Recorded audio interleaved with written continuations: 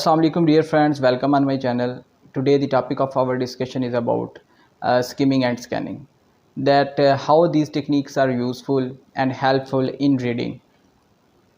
This lecture is for the parents, for the teachers and for the students. तीनों के लिए ही important है, तीनों ही इसमें से तीनों के लिए इसमें समझने के लिए काफ़ी चीज़ें हैं।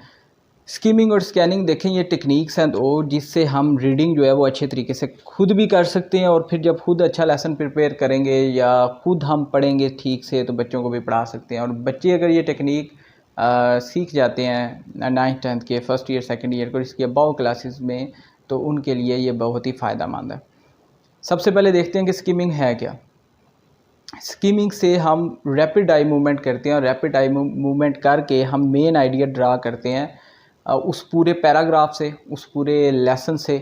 जो आप अगर छोटी क्लासेस हैं तो पूरे लेसन से हो सकता है, अगर बड़ी क्लासेस हैं तो पैराग्राफ से हम उसका मेन आइडिया ड्रा आउट कर लेंगे कि ये बात किसके बारे में हो रही है, इसकी जो मेन लाइंस बनेंगी वो क्या बनेंगी। और अगर छोटी क्लासेस की बात करें तो वहाँ पे एक पूरे लेसन का एक जनरल ऑब्जेक्टिव हो सकता है, एक जनरल सा मेन आइडिया हम जो है वो बना सकते हैं। खुद पहले उसको उसका मेन आइडिया बनाएं अपने माइंड पे, फिर वो वाइट बोर्ड पे लिखें। अगर पेरेंट्स हैं तो बच्चों को घर में उसकी उनकी नोटबुक्स पे लिख दें कि इस पूरे लेसन का, for example surrounded by trash एक चैप्टर है, लेसन का नेम है, तो उसमें ज़ाहिर सी बात है ट्रैश के बारे में जिक्र हो रहा है कि we are surrounded by trash. हमारे इर्द गिर्द जो है बहुत ज़्यादा कूड़ा जो है वो और कचरा जो है वो पड़ा हुआ है, यानी कि बहुत ज़्यादा रैपर्स हैं, बहुत ज़्यादा रबिश है, रद्दी है, पड़ी हुई है। तो हमने क्यों पड़ी हुई है कि हम जो है वो एज ए नेशन क्या करते हैं कि यहाँ पे पहले ऑलरेडी काफ़ी पड़ा हुआ है तो एक दो से क्या फ़र्क पड़ेगा, और जाके फेंक देते हैं। इट मीन्स दैट कि ये मेन आइडिया है पूरे लेसन का, ठीक है।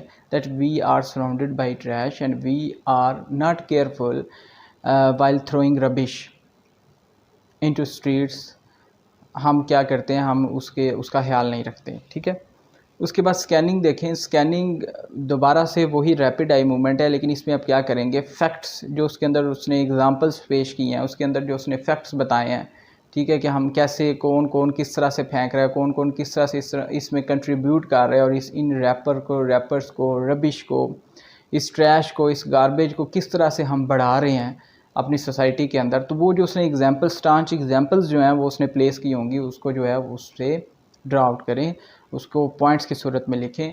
वो ऑलमोस्ट अगर आप पैराग्राफ के ऊपर जाते हैं तो हर पैराग्राफ में से 2 में की पॉइंट्स जो है वो निकल जाएंगे, 2 की पॉइंट्स निकल जाएंगे। अगर आप पूरे लेसन में से निकाल दें छोटी क्लासेस में तो 5 की पॉइंट्स ईजिली आपके निकल सकते हैं। और वही एक्सरसाइज में ज़्यादातर क्वेश्चन आंसर्स की सूरत में वो पूछे जाते हैं।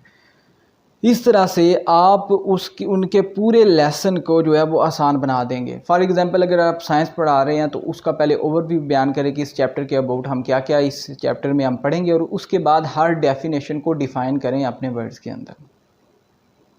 जब डेफिनेशन डिफ़ाइन हो जाएगी, यानी ये उनके की पॉइंट्स हो जाएंगे कि हमने इस टॉपिक में ये पढ़ा है, इस टॉपिक में ये पढ़ा है, तो उनके लिए याद करना और ज़्यादा देर तक याद करना उनके लिए आसान हो जाएगा। So that are the reading techniques. Skimming यानी कि मेन आइडिया निकालना, और स्कैनिंग उसके की पॉइंट्स, उसके फैक्ट्स और एग्जांपल्स, इनको जो है वो बाहर निकालना। जब ये आप अलग से पेज पे लिख देंगे तो पूरा लेसन जो है वो आपके लिए समझना बहुत ही आसान हो जाएगा।